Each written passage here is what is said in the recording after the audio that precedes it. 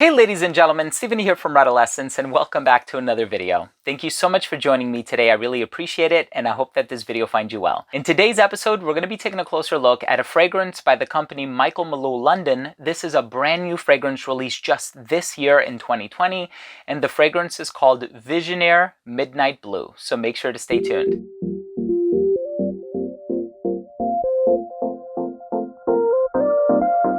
Now, before I begin my fragrance review of Visionair Midnight Blue by Michael Malou London, I do want to mention that if you are a fan of fragrance-related content, if you like fragrance reviews here on YouTube, but also top 10 lists, giveaways, unboxings, special guests, interviews, and pretty much anything having to do with fragrances, please do consider supporting this channel by subscribing to it. All you have to do is click on that red button in the corner. And of course, while you're at it, I would really appreciate it if you could click on that notification bell. This way, whenever I do put out these videos, they will get delivered straight to your feed.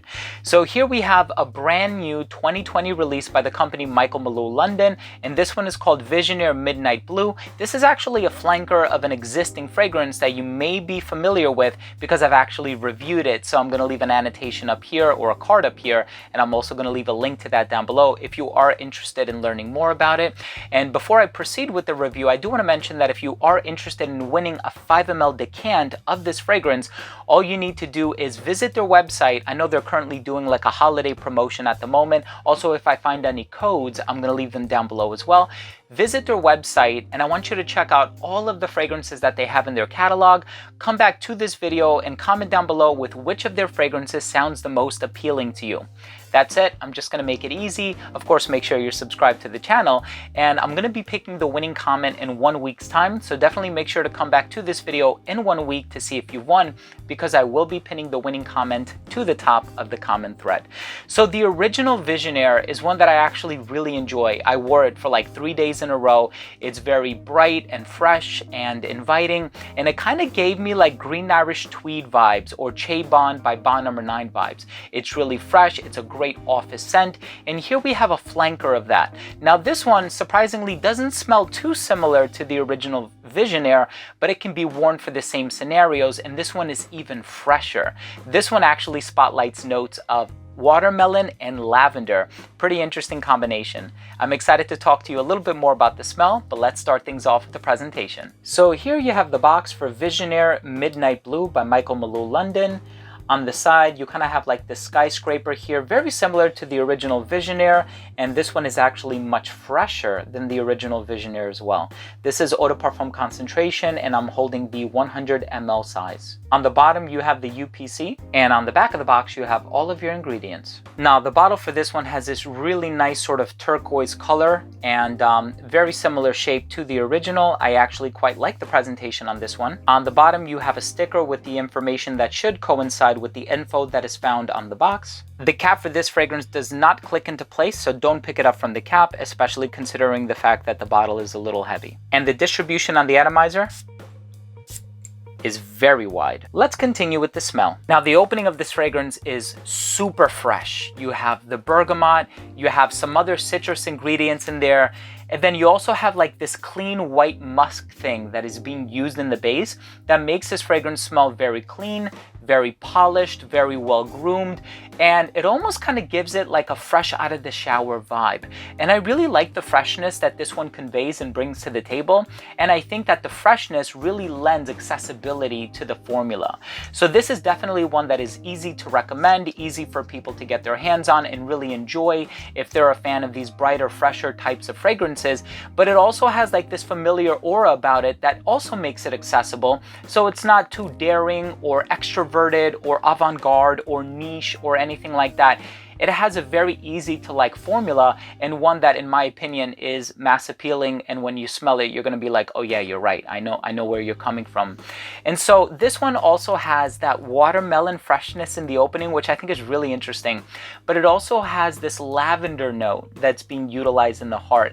And I gotta be honest, I feel like that lavender note kind of gives me vibes similar to either Percival by Parfum de Marly or Montblanc's Legend, or Abercrombie & Fitch's Fierce. It's kind of in that family. And if you like those fragrances, chances are you're going to love this one, especially for the price tag, right? Because this one is rather inexpensive compared to some of the higher tier niche fragrances on the market.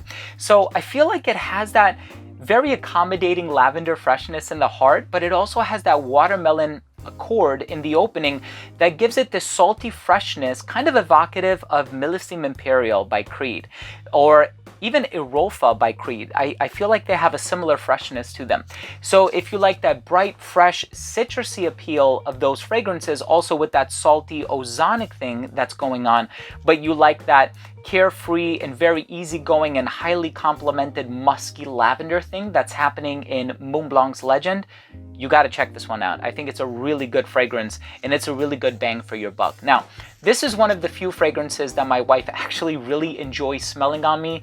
You know, whenever I'm wearing something very dark and woodsy and balsamic and smoky and incensey and whatever else, she has a strong aversion to it for obvious reasons. But whenever I'm wearing something very bright and fresh and carefree, she really, really likes it. As a matter of fact, we had my father-in-law, her father, visiting us for Thanksgiving, and I happened to be wearing this fragrance, and she goes, please tell me what it is. I want to buy it for my dad.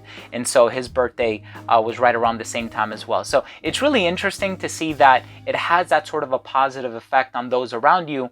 And I think it also speaks volumes in terms of how well it performs, because a lot of times when you have a fragrance of this DNA, it's quite fleeting, it's not long lasting at all. But I'm guessing it's a sandalwood and perhaps a combination of those other ingredients in the base that really allow this fragrance to work quite well and really push up off your skin. Ultimately, if you're a fan of lavender, musk, that watermelon sort of a sweetness, slightly fruity appeal in there, and it also kind of has like a slight apple vibe to it as well, but I can definitely perceive that salty freshness as well. Chances are you're really going to enjoy this one. I'm actually really liking this one, but again, very different from the original Visionair. The original Visionair was more on the side of violet, lemon verbena, kind of giving it that green Irish tweed vibe. This one, on the other hand, is more in the realm, more in the wheelhouse of like a Percival by Parfums de Marly or a Legend by Montblanc. Let's go ahead and finish things off with my overall assessment. So first up, in terms of the uniqueness and the overall smell, despite the fact that I made a few frames of reference and a few comparisons earlier on in this review, this one is still totally unique. This one definitely still stands out. Although it might pay homage to some of those other fragrances, it has that freshness in the opening that is not found in any of those other fragrances that I mentioned. And so for that reason, I really do enjoy this one, and I see myself wearing this one a lot more, especially once I return to work. I'm a teacher, so when we do in-class instruction, again, I'm definitely going to be wearing this one. It's a fantastic office scent, mass appealing, highly complimented in my opinion, and I will definitely be featuring it in some of my upcoming lists. In terms of the longevity, a solid 7 hours, no qualms there, especially considering the nature of this DNA typically on my skin. And I think this is also something that's quite universally known. When you have a very bright, fresh, and citrus-driven composition, it doesn't last a long time. But there's something about the musk and the sandalwood and that creamy woodsy base that I think is really contributing to the long-lastingness of this perfume. In terms of the projection, great for the first hour and a half to 2 hours. It doesn't start to sit closer to the skin until that 5.5 hour mark. In terms of the versatility, very versatile. I think it does lean a little bit more traditionally masculine, and I can see this one being worn by somebody who's a little bit on the younger side, especially if you make that association to Abercrombie & Fitch's Fierce. Once you do, then you're done, right? You're not going to be able to imagine somebody older wearing it, but honestly, anybody can wear this one. It's a very safe, office sort of a scent, and there's never a bad time to smell good and to smell clean. And so I would definitely recommend this one for that kind of a professional scenario. And I think this one can be worn dressed up and dressed down. But these are just recommendations, of course, wear what you like. And I think that this one might work a little bit better in the hotter weather, unless you're wearing it in a climate-controlled environment, in which case you can wear it all year round, of course. In terms of the presentation, I like the bright blue turquoise feel of the bottle. My final verdict on this fragrance is, if you are a fan of citrusy, lavender, and musky fragrances, if you're a fan of fragrances like Montblanc's Legend or Abercrombie & Fitch's Fierce or Percival by Parfums de Marly, but you're looking for something that's a little more salty, a lot fresher, and also a little fruitier as well, definitely check out this fragrance by Michael Malul. I think you'll really be happy with it. So there you have it, ladies and gentlemen. Thank you so much for tuning in. That was my review of Visionair Midnight Blue by Michael Malul. Of course, if you own or have tried this fragrance or the original Visionair, definitely let me know what you think. Leave a comment down below. I always appreciate the interaction. And of course, don't forget to enter for your chance to win a 5 ml decant of this fragrance so that you can try it. All you need to do is visit their website. The link is going to be down below, and then come back to this video and let me know if you had to purchase any fragrance from their catalog, which one would it be? That's it, pretty simple, and I'm going to be picking the winning comment in 1 week's time, so definitely make sure to come back to this video in 1 week to see if you've won.